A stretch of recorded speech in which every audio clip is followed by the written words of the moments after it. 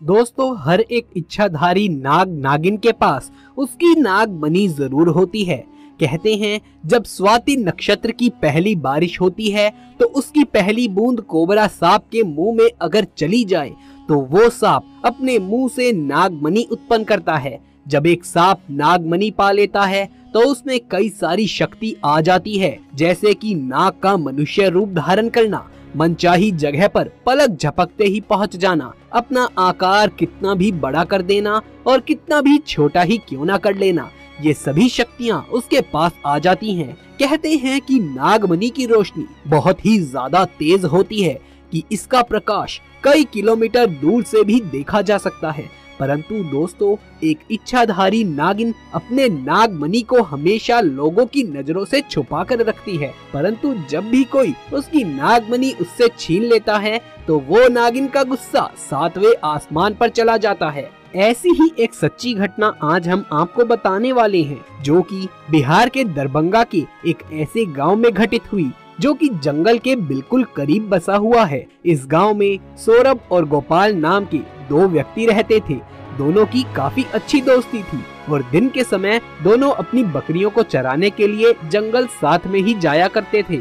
उस जंगल में एक इच्छाधारी नागिन अपने नाग के साथ रहती थी और अपने नागमणि की रखवाली करती थी। एक बार गोपाल की एक बकरी घने जंगल के अंदर चली गई तो गोपाल ने सौरभ से कहा कि आज तुम मेरी बाकी की बकरियों को अपनी बकरियों के साथ घर ले जाओ, मैं तो अपनी उस बकरी को ढूंढ कर ही आऊंगा जो शायद जंगल में थोड़ा अंदर की ओर चली गई है।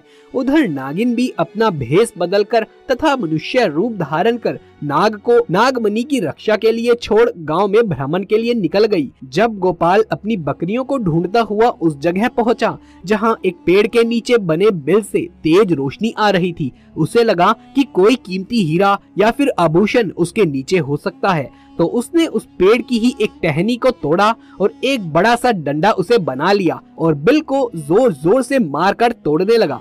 उस बिल को तोड़ते समय गोपाल बहुत तेजी से डंडे से वार कर रहा था, जिसमें 1-2 चोट नाग के बिल के अंदर मौजूद नाग को भी लग गई और नाग ने उसी समय ही अपना दम तोड़ दिया। जब गोपाल ने मरे हुए नाग को देखा और उसके पास तेज चमकती हुई मणि को देखा तो वो ये बात समझ गया कि ये चमकती हुई चीज तो नागमणि है। उसने पहले नाग को डंडे से हिलाया और सुनिश्चित किया कि क्या सचमुच में नाग मर गया है या फिर जिंदा है। फिर जब उसने ये बात सुनिश्चित कर ली कि नाग सचमुच में मर गया है, तब अपनी जेब से रुमाल निकालकर उसके अंदर उस नागमणि को रखा और भागता हुआ तेजी से अपने घर की ओर निकल लिया और भूल गया कि वो बकरी को ढूंढने जंगल में आया था और वो बकरी अभी भी जंगल में ही रह गई थी। इधर जब नागिन वापस अपने बिल की तरफ लौटी तो जैसे ही उसने नागमणि गायब पाई और अपने नाग को मरा हुआ देखा तो वो गुस्से में आग बबूला हो गई। उसने अपनी शक्ति से नाग की आंख में देखा और जान लिया कि ये हरकत किसकी है। गोपाल ने असल में बहुत बड़ी गलती कर दी थी कि उसने नाग के शरीर को वैसे ही उस जंगल में छोड़ दिया था। अगर वो नाग के शरीर को उसी समय जला देता तो शायद नागिन को गोपाल के बारे में कुछ भी पता ही नहीं चलता। उधर गोपाल बहुत खुश था क्योंकि उसे दुनिया की सबसे शक्तिशाली चीज नागमणि जो मिल चुकी थी। गोपाल जब घर पहुंचा तो सबसे पहले उसने नागमणि को अपने हाथ में पकड़ा और ये इच्छा जताई कि उसकी जो बकरी जंगल में खो गई थी वो उसको दोबारा से मिल जाए। दोस्तों, चमत्कार हुआ कि अगले ही पल वो बकरी उनके घर के दरवाजे पर ही खड़ी थी।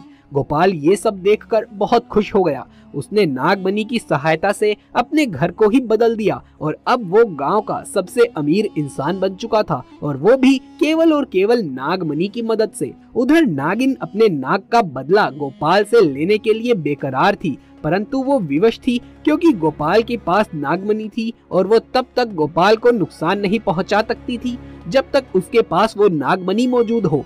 दोस्तों, कहते हैं कि इच्छाधारी नागिन बगैर नागमणि के भी कोई भी रूप धारण कर सकती है। अपनी इसी शक्ति का फायदा उठाकर नागिन ने एक सुंदर कन्या का रूप धारण किया और गोपाल किसी काम से एक बार जब अपने गांव से दूसरे गांव जा रहा था तब उसके रास्ते के बीच में वो नागिन आकर बैठ गई और रोने लगी। जब गोपाल ने देखा कि एक बहुत ही सुंदर स्त्री रो रही है तो वो तुरंत बैलगाड़ी को रोककर नीचे उतरता है और उस स्त्री से पूछता है कि आप रो क्यों रही हो। तो स्त्री के भेष में उस नागिन ने कहा कि मेरा नाम पायल है और मैं अपने पति के साथ दूसरे गांव में रहती थी, परंतु कल वो अन्य स्त्री के साथ शादी करके घर आ गया और मुझे मार मार कर घर से बाहर निकाल दिया। मैं बेसहारा हूँ, लाचार हूँ। गोपाल को उस स्त्री पर तरस आ गया और उसकी सुंदरता से गोपाल बहुत आकर्षित भी हुआ। वो उसे अपने साथ अपने घर ले आया। धीरे धीरे नागिन और गोपाल में दोस्ती शुरू हो गई और दोस्ती इतनी गहरी होती चली गई कि गोपाल को पता ही नहीं चला कि कब वो उस स्त्री के प्यार में फंस चुका था। एक दिन गोपाल और पायल यानी कि वो नागिन दोनों घूमने के लिए गए और एक जगह एकांत पाकर पायल ने गोपाल से पूछा कि तुम्हारे गले में ये चमकती हुई चीज क्या है। तो गोपाल बोला, कुछ नहीं, एक साधारण सा आभूषण है, मुझे बहुत अच्छा लगा इसलिए मैंने इसे गले में पहन लिया। दोस्तों, ये वही आभूषण था जो नागमणि के नाम से पुकारा जाता है। तब पायल बोली कि क्या तुम कुछ समय के लिए मुझे इसे दिखा सकते हो, क्योंकि मुझे इसकी चमक बहुत भाती है। मैं देखना चाहती हूँ कि आखिर मेरे गले पर ये कैसा लगता है।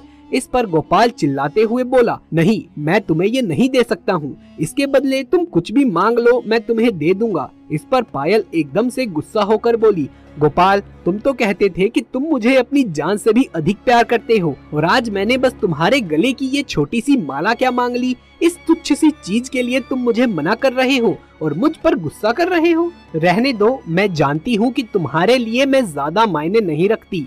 परंतु गोपाल ने फिर ना चाहते हुए भी अपनी वही माला निकाली और पायल को देते हुए बोला कि ठीक है, कुछ समय के लिए तुम इसे पहन सकती हो, परंतु ध्यान से। पायल के हाथ में जैसे ही वो नागमणि आई, पायल का रूप एकदम से बदलने लगा। केवल एक पल में ही पायल एक सुंदर कन्या से एक भयानक कन्या के रूप में परिवर्तित हो गई।